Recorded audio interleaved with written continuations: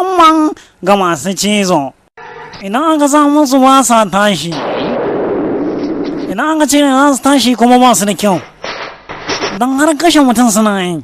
Idan suka tashi suna shaƙen wuyan mutum ne yatsunsu yana fitowa kuma farcensu yana da tsayi sosai sai su zanna a cikin wuyan mutum sai ya shige ciki kuma idan har suka zanna shiga ciki mutum zai zama mai cizo kuma ya Allah na kai ina wannan ta shiga